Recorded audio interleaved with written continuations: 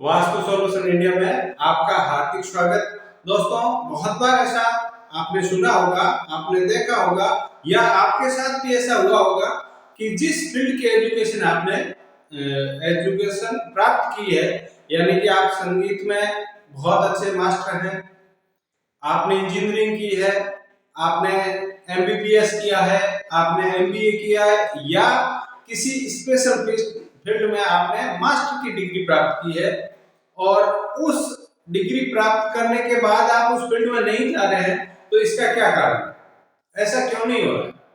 संगीत की डिग्री किया हुआ व्यक्ति एलआईसी में काम कर रहा है या इंश्योरेंस में काम कर रहा है, एमबीए किया हुआ व्यक्ति छोटी फैक्ट्री में नौकरी कर रहा है या एमबीबीएस किया हुआ व्यक्ति इंजीनियरिंग के फील्ड में अपने जीवन को तलाश रहा है, जीवन की ऊंचाई को ढूंढ रहा है, सफलता को ढूंढ रहा है। तो ऐसा क्यों होता है? आज का जो ये वीडियो है विषय से हटके, यहाँ पर विषय मेरा तो वही रहेगा, लेकिन आपके साथ जो हो रहा है कि आप अपने विषय से हट करके आप जीवन की न्यू अपॉर्चुनिटी या जीवन की जो जीवन धारा है उसको दूसरे फील्ड में क्यों ढूंढ पा रहे हैं या दूसरे फील्ड में क्यों आप जा रहे हैं, इसके पीछे का लॉजिक बताता हूं।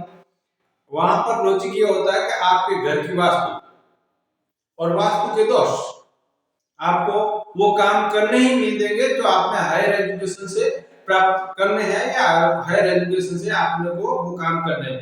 बहुत सारे ऐसे व्यक्ति जिन्होंने एजुकेशन में मास्टर डिग्री ग्रहण कर ली, अब वो एजुकेशन का काम नहीं कर पा रहे, किसी और प्रकार का काम कर रहे हैं। किसी ने फैशन डिजाइनिंग में डिप्लोमा या डिग्री ले ली, अब वो फैशन डिजाइनिंग से तो कोसों दूर किसी और फील्ड में कार्य कर रहे हैं।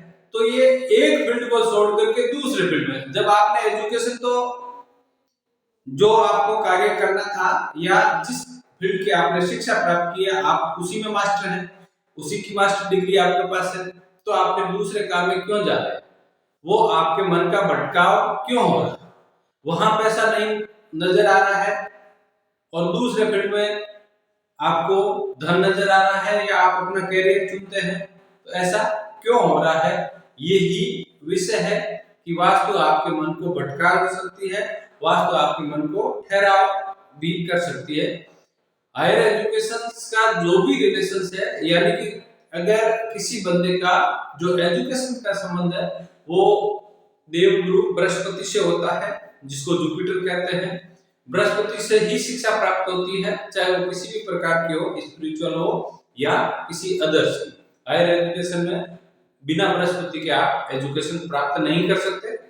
अब बृहस्पति का जो वास्तु में स्थान है या जिस जगह पर बृहस्पति विराजमान है वास्तु में, वो जगह होती है ईशान कोण।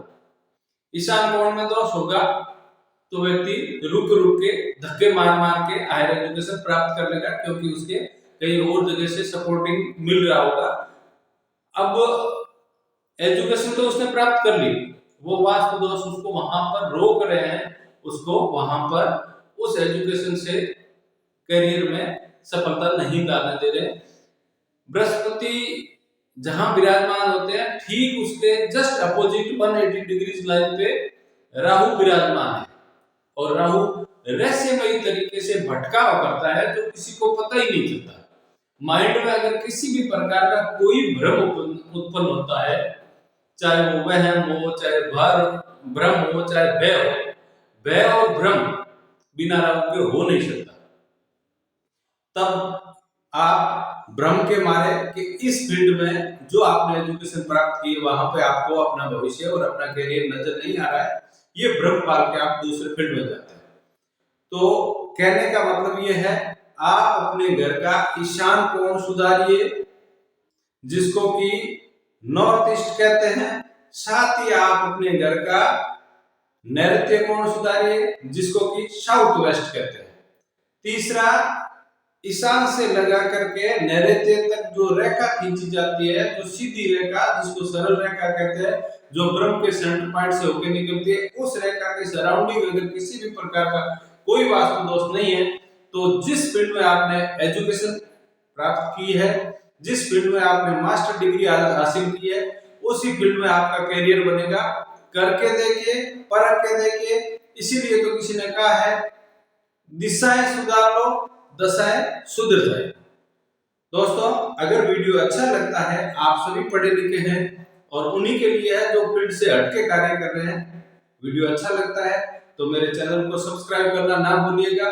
साथ ही अपनी उपस्थिति कमेंट्स में अवश्य दर्ज कराएं। चाहे आप किसी भी प्रकार के कोई भी कमेंट्स करेंगे, उस कमेंट्स का मैं आपको रिप्लाई अवश्य दूंगा नेक्स्ट वीडियो में। लाइक और शेयर तो बनता ही बनता है।